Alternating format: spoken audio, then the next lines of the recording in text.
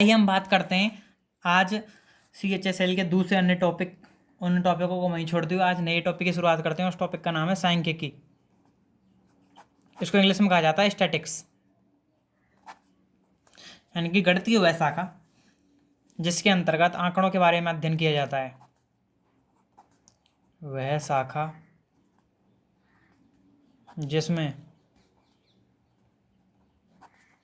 आंकड़ों से तात्पर्य किसी वस्तु के प्रेक्षण या फिर बारंबारता, जो सभी आंकड़ों के अंतर्गत आते हैं, आंकड़ों के बारे में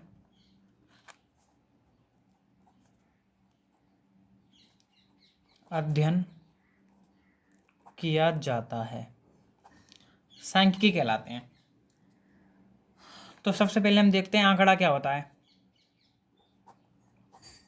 आंकड़े उनको भी कहा जाता है किसी वस्तु के बारे में जो पहले अनुमानित जो जानकारी होती है उनको भी आंकड़ा कहा जाता है।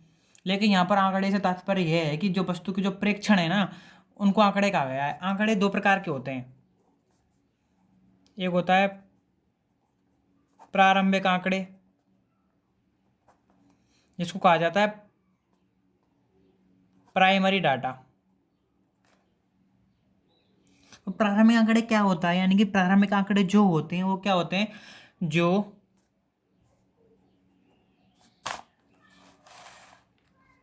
जांचकर्ता द्वारा वास्तविक रूप से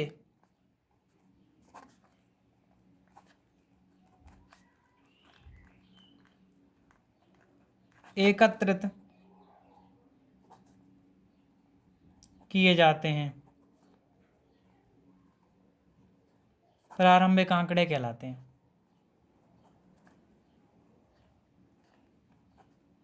उसके बाद आते हैं कि द्वितीयक आंकड़े।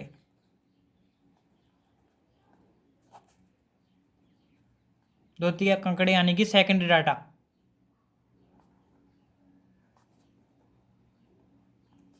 सेकेंड डाटा के अंतर्गत क्या होता है, जो जांचकर्ता द्वारा किसी द्वितीयक माध्यम जैसे कि समाचार पत्र, पत्रिकाएं, सोशल मीडिया से प्राप्त किए जाते हैं।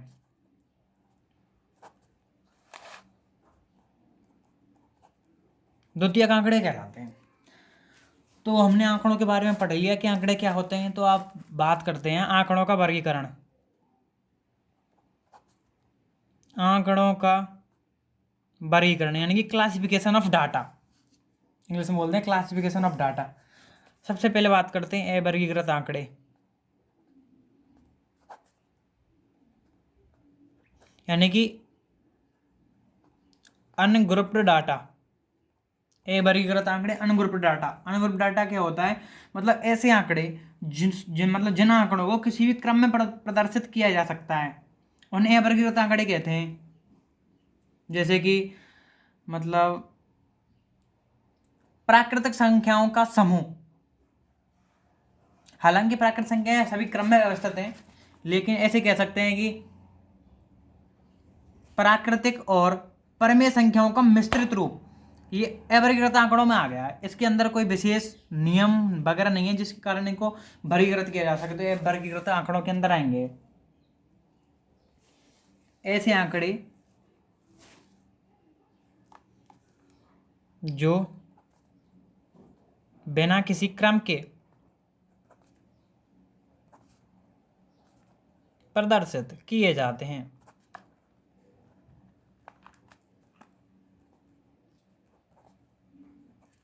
अवर्गीकृत आंकड़े कहलाते हैं। अब दूसरी बात करते हैं, इनको इंग्लिश में कहा जाता है अनग्रुप्ड डाटा। अब बात करते हैं वर्गीकृत आंकड़े। इंग्लिश में बोलते हैं इनको क्या, ग्रुप्ड डाटा। ऐसे आंकड़े जो विशेष व्यवस्था में व्यवस्थित किए जाते हैं,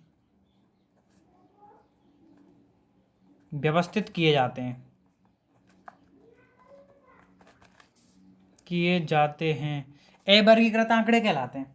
वर्गीकृत आंकड़े कहलाते हैं। जैसे कि आंकड़ों को विशेष सारणी के रूप में प्रदर्शित किया जाता है, जैसे कि कक्षा 10 में 25 विद्यार्थियों ने टॉप किया है, 11 में 20 विद्यार्थियों ने टॉप किया। इस प्रकार जो आंकड़े प्रदर्शित किए जाते हैं वो वर्गीकृत डाटा के अंतर्गत आते हैं। तो इसके बाद हम आगे बात करते हैं बारंबारता के बारे में। बारंबारता को इंग्लिश में कहा जाता है फ्रीक्वेंसी। फ्रीक्वेंसी, बारंबारता को इंग्लिश में फ्रीक्वेंसी कहा जाता है। यानी कि एक निश्चित वर्ग में उपस्थित प्रेक्षणों की संख्या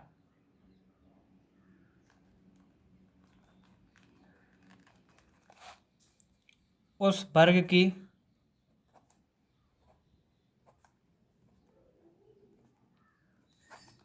बारंबारता कहलाती है।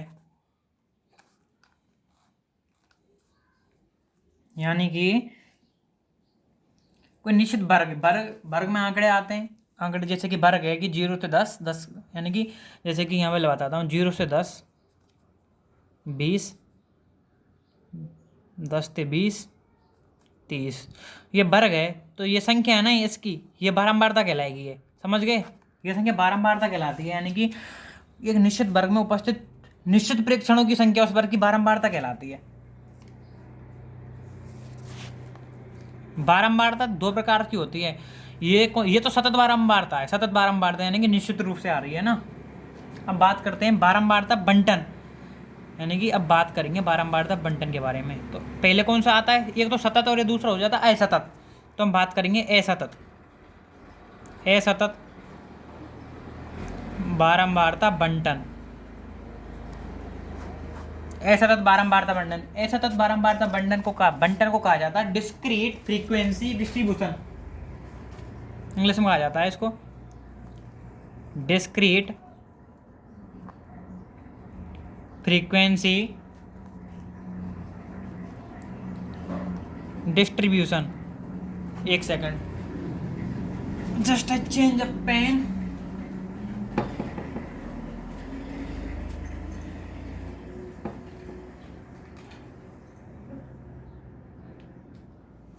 Wait a minute, unable to find. आ गया। यानी कि डिस्क्रीट फ्रीक्वेंसी डिस्ट्रीब्यूशन, असतत बारंबारता बंटन।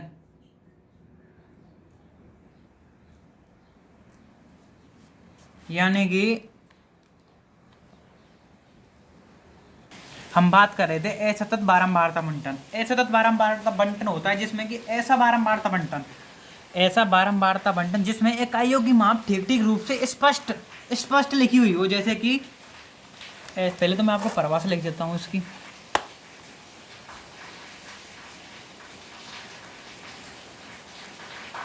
एक सेकंड लिखता हूँ, रुको रुको रुको रुको।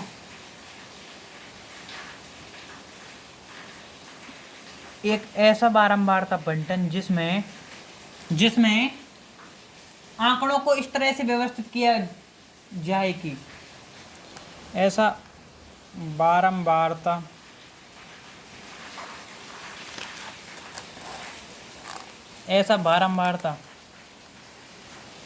बंटन जिसमें आंकड़ों को इस प्रकार व्यवस्थित किया जाए कि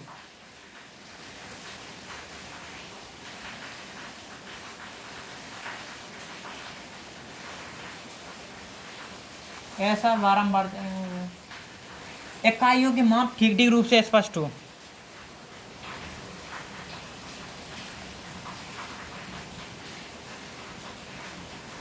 ठीक ठीक रूप से स्पष्ट हो। असतत बारंबारता बंटन कहलाता है।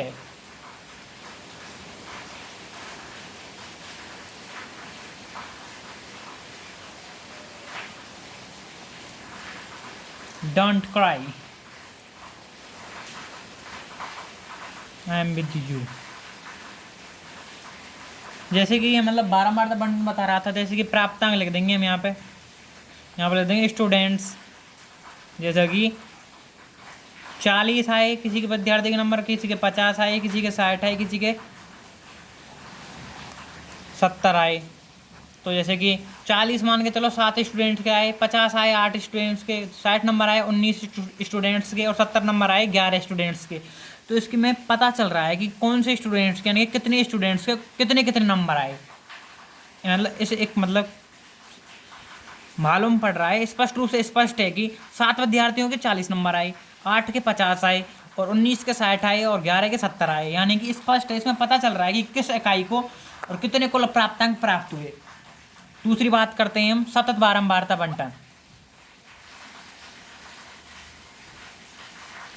सतत बारंबारता बंटन को इंग्लिश में कहा जाता है कंटिन्यूअस फ्रीक्वेंसी डिस्ट्रीब्यूशन।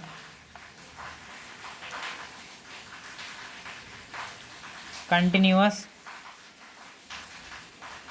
फ्रीक्वेंसी, ये होती है फ्रीक्वेंसी की स्पेलिंग, डिस्ट्रीब्यूशन। यानी कि सतत बारंबारता बंटन। सतत बारंबारता बंटन में क्या होता है कि वर्ग उपस्थित होते हैं। वर्ग कैसे उपस्थित होते हैं, जैसे कि मैं आपको उदाहरण देके बताता हूँ। जिसमें आंकड़े वर्गों व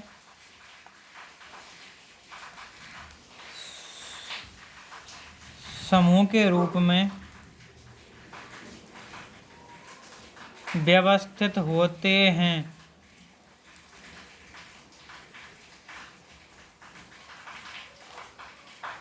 जैसे कि प्राप्तांक, और यहाँ लिखते हैं विद्यार्थी। यानी कि मान के चलो जैसे कि 0 से 10, 0 से 10 नंबर के बीच में 5 विद्यार्थियों के अंक आए, 10 से 20 के मध्य आए थे 7 विद्यार्थियों के अंक, 20 से 30 के मध्य आए थे 9 विद्यार्थियों के अंक, 30 से 40 के मध्य आए थे 11 विद्यार्थियों के अंक। यानी कि इस प्रकार से व्यवस्थित होते हैं वर्गों के मतलब किसी विद्यार्थी के यूँ नहीं पता कि जैसे कि मान के चलो इसमें एक विद्यार्थी के नंबर 9 आए, तो आप बता सकते हो क्या कौन सा विद्यार्थी है, वो नहीं बता सकते। तो इसलिए मतलब विशिष्ट रूप से स्पष्ट रूप से पता नहीं चलता है। ठीक है, समझ में आ गई होगी, नहीं आई होगी तो कृपया दोबारा बैक करके देख लें, यानी कि या फिर कमेंट कर दें, मैं दोबारा समझा दूंगा इसको तुम्हारे लिए। यानी कि स्पष्ट संख्या का पता नहीं चल रहा है इसमें, तो पता इसमें यानी कि ऐसा तत्व में प्राप्त देखते हैं हम। ऐसा तत्व में तो इकाई रूप से स्पष्ट है कि 7 के 40 आए, 8 के 50 आए, 19 के 60 आए, 11 के 70 आए। और इस वर्ग में कहाँ पता चल रहा है कि 0 से 10 के मध्य में 5 के आए। किसी के ऐसा भी तो हो सकता है ऐसे 5 विद्यार्थी हैं, कोई के 6 हों, कोई के 7 हों, कोई के 8 हों, कोई के 9 हों, कोई के 4 हों। फिक्स थोड़ी होता है, फिक्स नहीं है ना। इसी प्रकार से यहाँ है, देख सकते हो आप। अब देखो, अब बात करते हैं हम बारंबारता, तो बता दी मैंने आपको। वर्ग चिन्ह, बारंबारता ये इसको वर्ग कहा जाता है। ये वर्ग है, वर्ग, ठीक है ना, वर्ग। अब बात करेंगे हम वर्ग चिन्ह के बारे में। वर्ग चिन्ह क्या होता है? वर्ग चिन्ह, वर्ग चिन्ह के बारे में यहीं से कॉन्सेप्ट का विकास होता है। जैसे कि वर्ग चिन्ह होता है कि ऊपरी सीमा प्लस निचली सीमा बटा 2। माइनस का चिन्ह नहीं है, याद रखना है। 10 से 20, 20 से 30, 30 से 40 ऐसे लिखा हुआ है, ठीक है। यानी कि ऊपरी सीमा जैसे कि 0 + 10 = 2, इसका वर्ग चिन्ह क्या आ गया? 5। इसी प्रकार इस स्तंभ यानी कि इस वर्ग का, तो 10 + 20 = 30/2, यानी कि 15 आ गया। इसी प्रकार इसका कितना आ गया? 25, इसका आ गया 35, इसका आ गया 15, इसका आ गया 5। इनको वर्ग चिन्ह कहा जाता है, वर्ग चिन्ह। यानी कि हाँ, वर्ग चिन्ह इस प्रकार होता है। अब बात करते हैं हम बारंबारता, बात कर दी। आगे चल के बारंबारता के बारे में थोड़ा और डिस्कशन करेंगे।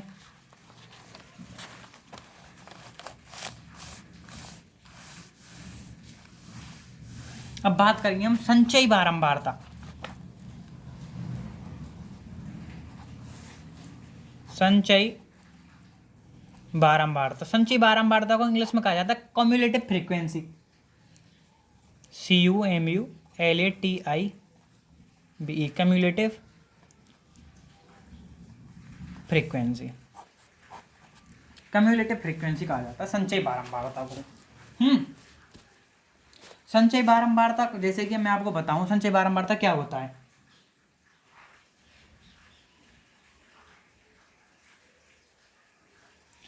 किसी वर्ग अंतराल की संचयी बारंबारता, किसी वर्ग अंतराल की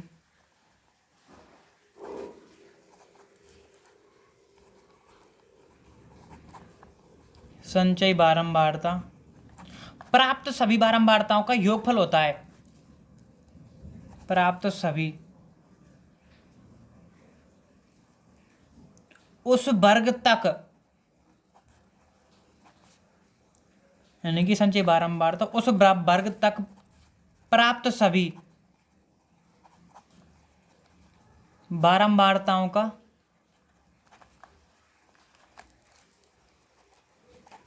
योग होता है।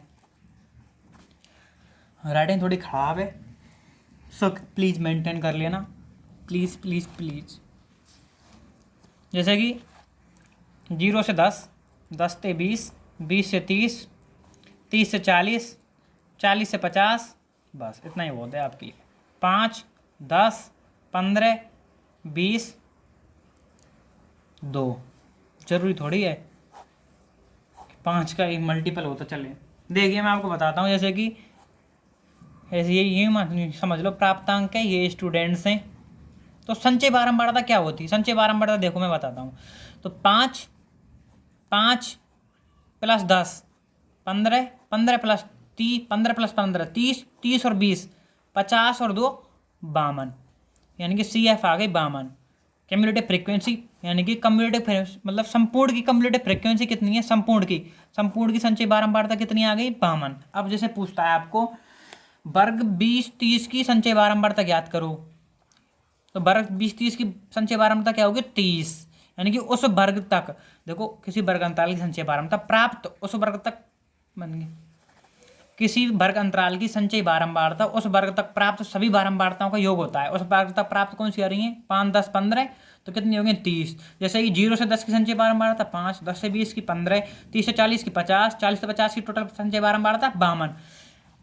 मेरे हिसाब से आपको कम्युलेटिव फ्रीक्वेंसी की कॉन्सेप्ट समझ में आ गई होगी। अब बात करेंगे सापेक्ष बारंबारता बंटन। सापेक्ष बारंबारता बंटन क्या होता है?